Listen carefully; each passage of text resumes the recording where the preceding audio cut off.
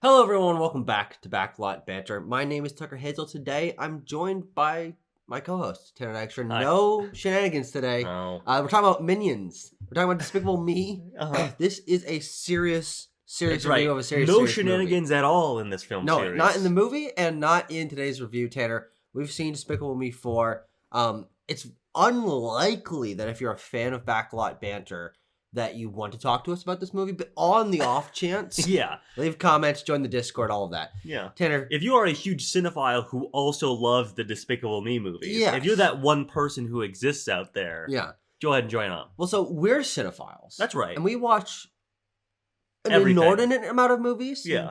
Maybe too many. Some have been saying this on the streets. We're getting diagnosed soon, I think. But we just had to see Despicable Me 4. We're the kind of people that care so much about the box office and keeping up with things that it doesn't matter if we're actually interested in the movie. Purely the reason why we saw it, by the Yes. way, is that this will be maybe the top or amongst the top 3 or 4 highest grossing films this year. So Yeah. just in that completionist mindset is Absolutely. why we saw this. Yeah, and for that completionist mindset, we sat down for approximately 90 minutes and we watched Despicable Me 4. And now we've done our homework. That's we true. have seen every other entry in Illumination's I Despicable prepared Me series. for 2022's Minions: The Rise of Gru. That's Yes. when I watched them all. And now the series does not come to a close. It just has another entry. Just going again.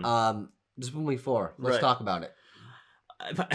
Not good. I mean, Yeah. I don't know. I mean, I don't think any of these movies are good. Tucker, this is maybe a hot take. Okay. Is there one that you like? I think Minions is all right. Okay. I mean, I watched that movie such a long time ago that I have no I particular opinion kind on it. of like Minions. I think it's kind of cool that like it's a movie entirely about characters who cannot speak English and are just babbling at each other. Yeah. I think it's kind of interesting. They Yeah. get into some shenanigans here. The least interesting part of any of these movies, though, is always the human characters. Yes. So the Despicable Me movies are always going to be inferior to the Minions franchise. Well, Rise of Gru was a lot about Gru. Exactly. Yes. That's my thing.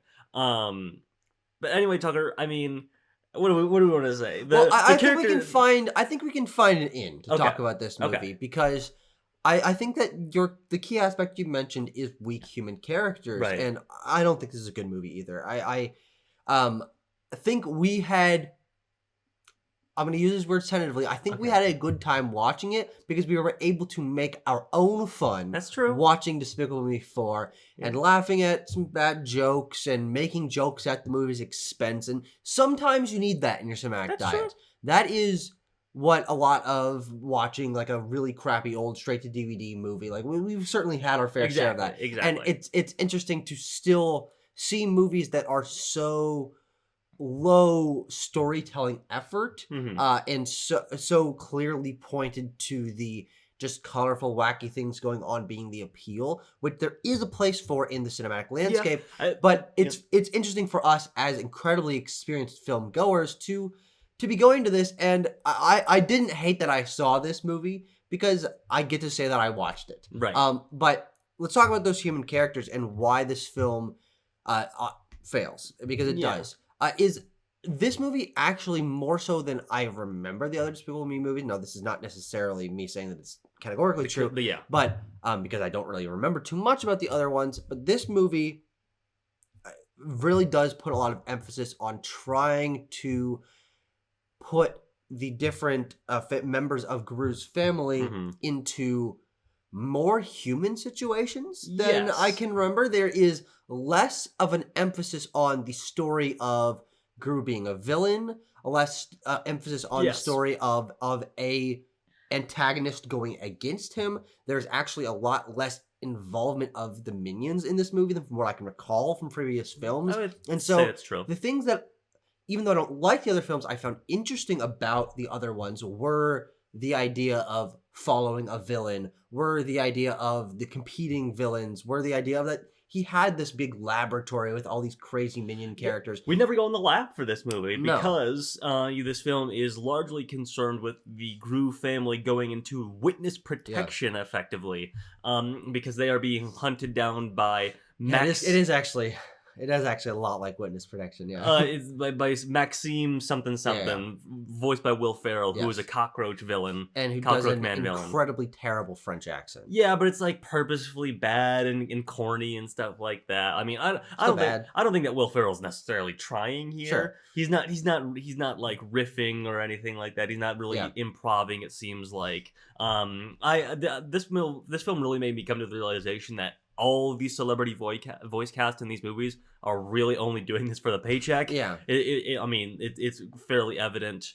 But anyway, yeah, the human characters, they all kind of get their own little segment, their own little like bit, side plot. 5-10 minute sequence where they get, Kristen Wiig's character is like, she's a hairdresser, and then she gets the grocery store chase thing, which is kind of fun because it's like ripping on Terminator and stuff like that. And then Gru gets the sequence where he's like playing tennis with some people, and that's kind of funny, I guess. And there's a minion there and trying to take care of the baby, because the baby is a new thing in this movie.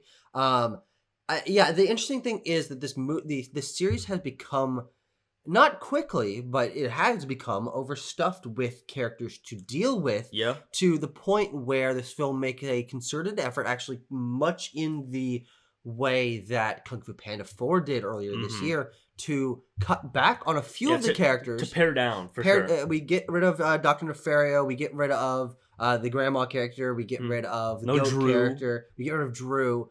And so then we are left with still like 7 characters to deal with. Yes. Which is Gru, the 3 daughters who have been around for... The Gorals, who have been around since the beginning. His wife character and the baby character. And then...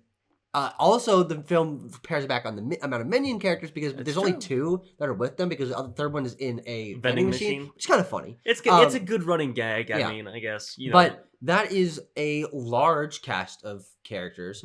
That means that this narrative that is somewhat the core narrative of this film is actually somewhat ripping on Stepford Wives and American Beauty. Yeah, well, the American Beauty thing I don't think is true. No, well, I don't know. Or do you mean like the suburban kind of malaise? Suburban malaise, and also working with the young girl next door. Well, in American Beauty, it's not different. I'm not saying it's different. Tucker, you should maybe rewatch American Beauty. Well, all right, I digress. But the core plot of this film is about this trying to fit in with quote unquote normal American suburban life, keeping up with the Joneses, as it were. And none of the characters are well established enough in their personalities to make it feel like this is an exciting turn of events. In some ways, it actually is a boring turn of events for them to have to just try to play tennis for a scene or be a hairdresser for a scene. It's like, well, what about like the bombast? What about the trying to steal the moon? The best parts of these series have always been the over the top sci-fi gadgets and stuff like that. And they try to sort of balance that out with the Mega Minions, who I think are some pretty fun additions, but also get one brief sequence where they're like flying around and trying to like save the day, but they end up making things worse. Yes. And then they like go into retirement and only show up again at the very end. Yes. And then don't even do anything in the very end. Exactly. Which is interesting, because for what I like about the Despicable Me universe, it is the wacky gadgets, it is the ripping on spy tropes, on superhero tropes, things like that. Fart gun. I like fart gun. Yeah, and stealing the moon. And in that first movie, I think one of my favorite sequences in the entire thing is when he finds out, the first scene of the first film, when he finds out that the Great Pyramid of Giza has been replaced with a giant balloon. There is a campy ridiculousness to some of these movies that I think is only replicated here in the Mega Minions, who, as we said, are a complete side plot. The Minions are actually largely separated from Gru in this film. I kind of felt like we might be setting up sort of like the third Minions movie, where they are doing their own kind of secret agent thing. Maybe. I think they still can do that. I think that might be something that we're leading into. And like, Gru is a secret agent now, and this was the case in 3 as well. But it feels like we are purposefully paring down the more ridiculous aspects of it and having to sort of rely on our characters bumbling through normal everyday situations, which can be fun, and it is something that is, obviously replicated in a Yeah. lot of other like family comedy kind of films. Yeah. But ultimately pales in comparison to a lot of the more bombastic things we've seen previously in the series. Yeah, we just get so few of those more creative with playing with sci-fi ridiculous stuff things in this movie than the other ones, and I think that's ultimately why the film ends up feeling even less engaging. And all the same issues with this kind of Illumination film still pervade.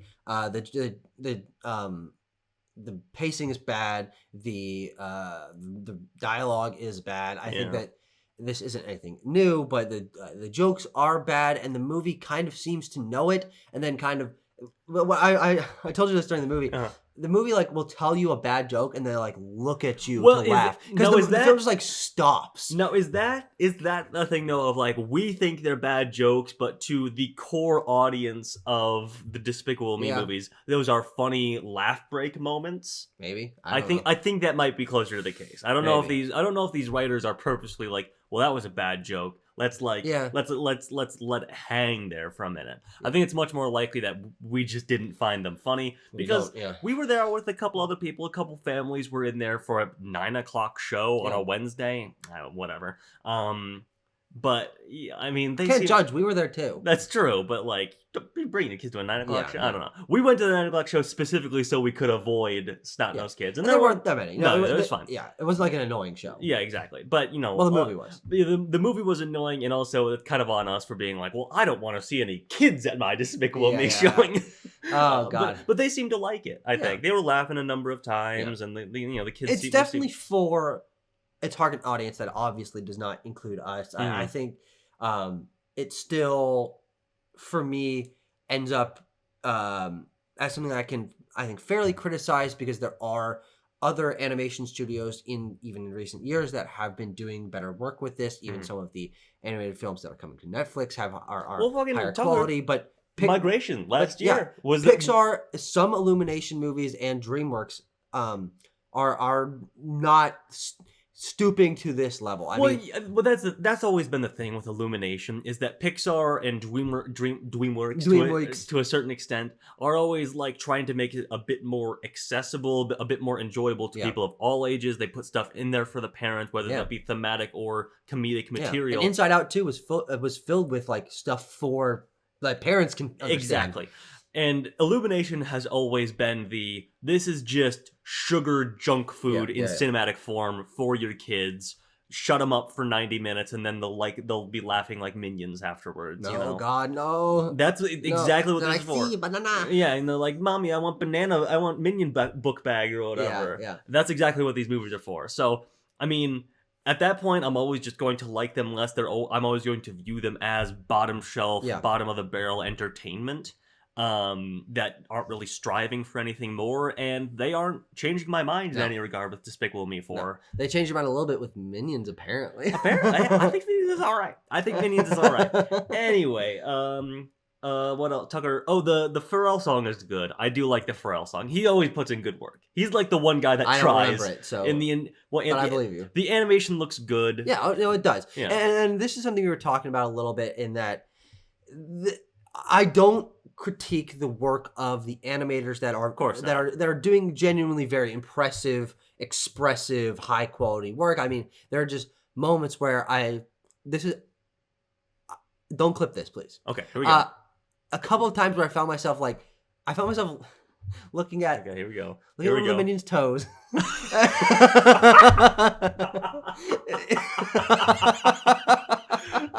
I couldn't help myself. In the scene where they're sitting in the pool, and I was looking at their wet toes. The Minion's toes, and I'm there's the light is coming through a little bit, and the soft orange, yellow. The glint was on their wet toes. I'm it's really high quality. It is very high quality in other regards. Yes. In other regards, not just the Minion's toes. Of course, but I mean that was just I don't know why it just caught my eye. I don't know why. And I don't want to disparage the work of the animators that go into this because it isn't their fault that the film fails on a comedic and writing and pacing standpoint. Yeah, sure. They're the one that's making the totally serviceable slapstick kids scenes, and they're doing it well. Yeah. But the film ultimately fails as a cinematic experience because I'm 23. Exactly. I like the Pharrell song. I like that, much like in the way of Kung Fu Panda 4, all the other characters only show up like at the very end and they don't talk. It's actually kind of uncanny how similar to Kung Fu Panda 4 Yeah, is. they're all just all in prison, and then we're doing. This is something interesting I was noting on. Okay, so, because we should put this in the review as well. There's a honey badger don't give a fuck. Oh yeah. Joke in this movie. Yeah. Which is fair, and I'm like, okay, I guess that makes sense if you're trying to like age up like the things that parents would recognize, just sprinkling those in. Like, because when was Honey Badger video viral? Like 15 years ago. Yeah, something like that. So those people might have kids. If you were like totally. if you were like a teenager at that time. Mm-hmm. But also a lot of this movie is like 80s nostalgia as well. That was the case with the music. Yeah, the music 3 was a lot lot of that as well. So I'm like, people who remember the 80s aren't really bringing their kids to these anymore, right? I don't know. Because like our parents remember the 80s. That's kind of like what age those people are correct. now. So I don't know. Yeah. It's just odd that like they're trying. I think that's speaking to the age of the creators and not so much them building it for an audience. Yeah. I mean, if you look at the people who are writing and directing and producing these films, it's a lot of late 50s white guys in France. Yeah, exactly. Who probably don't have like 6-7-year-olds anymore. Yes. But we don't either. But we still saw the movie.